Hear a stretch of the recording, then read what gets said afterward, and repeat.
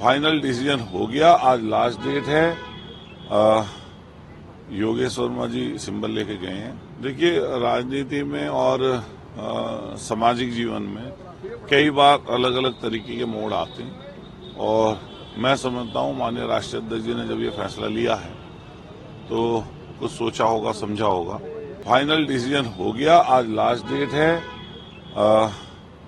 योगेश वर्मा जी symbol लेके गए हैं और वो नामांकन आज करेंगे। योगेश वर्मा जी, उनकी वाइफ? ये मतलब मुझे कंफर्म नहीं, लेकिन मुझे लगा कि क्या नाम शायद वाइफ का ही है। लेकिन आपको मिला था टिकट पहले किसी और को, फिर आपको मिला। एक कार्यकर्ताओं में खुशी थी और अचानक से अब ये फिर से टिकट कट जाना। कल आप नामांकन दाखिल कर चुके थे।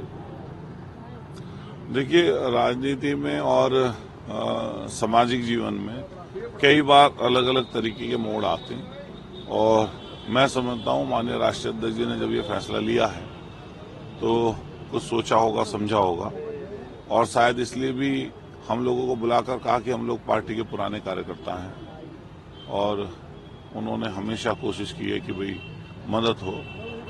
तो मेरा मानना यही है कि जो पार्टी ने फैसला किया उसको स्वीकार करें। आपने ट्वीट भी किया है कि समाजवादी पार्टी राष्ट्रीय अध्यक्ष का जो भी फैसला होगा उस पर आप लोग अटल रहेंगे। नहीं, माननीय राष्ट्रीय अध्यक्ष जी ने जो फैसला किया तो वो स्वीकार है। काफी देर तक लंबी वार्ता हुई।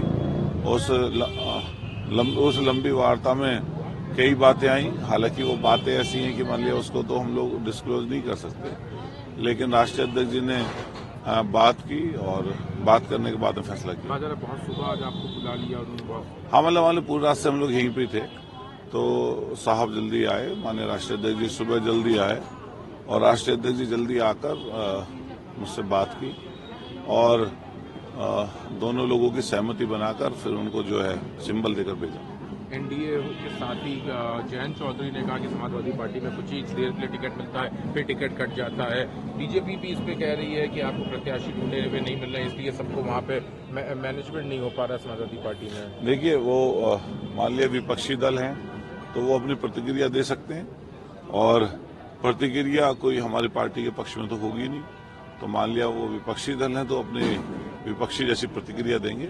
लेकिन मैं अपने तमाम साथियों से, जैसे मेरठ और आसपास हमारे जो भी उत्तर प्रदेश और प्रदेश या देश में जो लोग हैं हमारे मानने वाले, जानने वाले, मैं सबसे ही कहूँगा कि समय को जो है स्वीकार करना चाहिए और समय पर जो है अलग अलग परिस्थितियों का सामना करना पड़ता है और ऐसी सब परिस्थितियों के लिए सामना करने के लिए हम सब लोगों को तैयार होना। आगे की क्या रणनीति रहने वाली है इस चुनाव में? किस तरह से आप अपने आप? अब तो चुनाव सिर पर है और पार्टी तय करेगी। जो पार्टी तय करेगी, मान लिया विधायक तो हमें सदना के लोगों ने बनाई रखा है। संघर्ष की हमारी एक पहचान है तो वो संघर्ष लगातार जारी रहे। प्रत्याशी को सपोर्ट करेंगे? नहीं, प्रत्याशी क्यों नहीं, प्रत्याशी मान लिया कर दिया तो उसको सपोर्ट करेंगे। कहीं अफसोस होगा, दुख होगा एक लंबे? नहीं, मान लिया ऐसा है ना, जैसे कोई कहने लगे कि भाई आपका टिकट कट गया तो खुशी हो रही है, तो ऐसा तो होता नहीं है। मतलब ये ऐसी भी चीज नहीं है कि मान लिया इसको हम लोग ऐसा करें। तो लेकिन पार्टी के राष्ट्रीय नेतृत्व ने, माननीय राष्ट्रीय अध्यक्ष जी ने कुछ तय किया और मुझे यहाँ पर बुलाया, मुझसे बात की और काफी लंबी देर तक वार्ता की। तो मैं कहूँगा कि हम लोग इसे स्वीकार करते हैं।